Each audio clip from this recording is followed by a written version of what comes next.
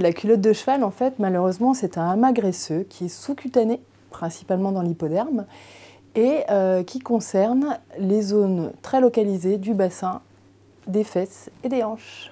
Cette culotte de cheval, malheureusement, elle est principalement liée à une manière excessive de stocker les cellules graisseuses, qu'on appelle les cellules adipeuses, et qui se transforment en cellulite, qui est une cellulite adipeuse. Et on le voit particulièrement quand on pince en fait la peau, puisqu'on a un aspect un petit peu de peau d'orange, qui nous donne cette localisation hypodermique. Alors, la culotte de cheval n'est absolument pas un danger pour la santé, contrairement en fait à la graisse abdominale, qui elle est un danger au niveau cardiovasculaire. Mais on n'a aucun danger à ce niveau-là. Malheureusement, en fait, le corps féminin est programmé pour faire des graisses localisées à ce niveau-là. C'est un petit peu une réserve d'énergie pour l'organisme en vue d'une grossesse ou en vue d'un allaitement. Donc en fait, on stockait comme ça à l'époque pour les femmes. Alors la culotte de cheval, c'est super difficile de s'en débarrasser, puisqu'en fait c'est une graisse qui est un petit peu vieille, on est un petit peu constitué pour la faire. Donc même un régime drastique, ça va être compliqué, parce qu'on va plutôt avoir tendance à maigrir du haut, mais pas de la zone où on voudrait maigrir. Après, il faut bien sûr avoir une alimentation saine et variée, et puis pratiquer du sport.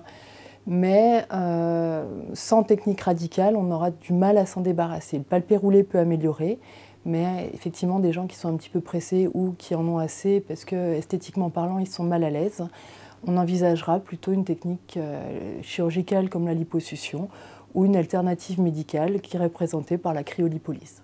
Malheureusement, c'est lié à notre alimentation. On va avoir une constitution, on va dire, physiologique qui va être héréditaire, mais il faut se dire que tout ce qui est graisse saturée, alimentation sucrée et puis boissons gazeuses contribue à accentuer en fait cette graisse localisée et gênante.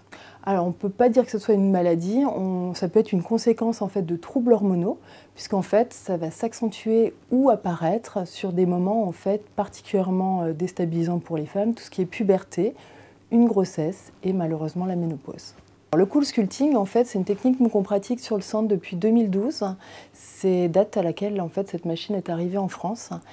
Le principe du CoolSculpting, c'est qu'en fait on cherche à cibler des amas graisseux, donc principalement là dans le cadre de votre demande, la culotte de cheval, et on cherche à détruire les cellules graisseuses par le froid. Alors le principe, initialement, c'est qu'on aspire un bourrelet et qu'on descend en température à moins 11 degrés. On reste 35 minutes sur l'application. Alors la culotte de cheval, on a un petit bémol, puisqu'on est plutôt, contrairement à un bourrelet, sur en fait un pic graisseux, et du coup on est là sur un applicateur plutôt d'1h15 et à moins 13 degrés.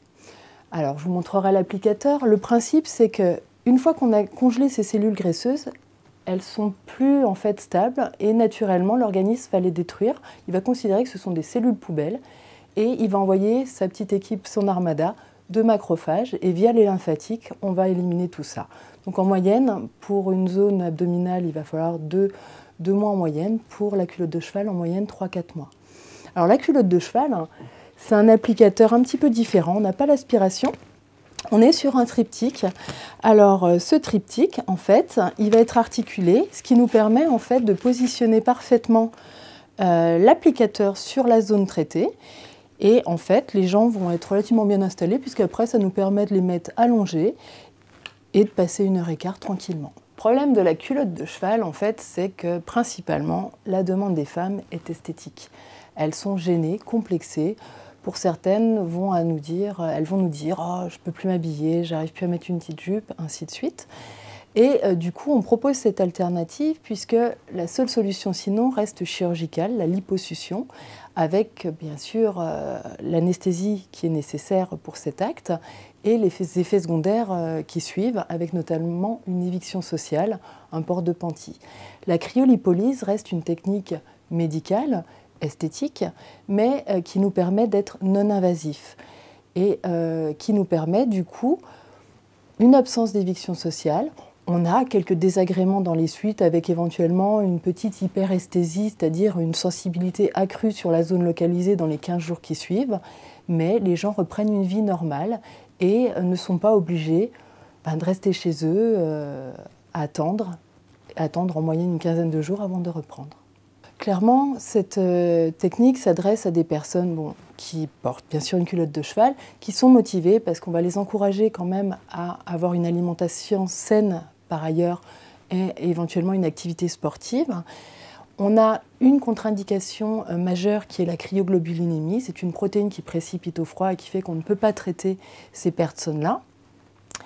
Sinon, on n'a pas de contre-indication. On évite de traiter, et on ne traite pas en général, des personnes qui sont en fort surpoids ou obésité, puisqu'on n'est pas dans un traitement en fait, du poids, mais de la silhouette, pour les aider à améliorer leur vie de tous les jours.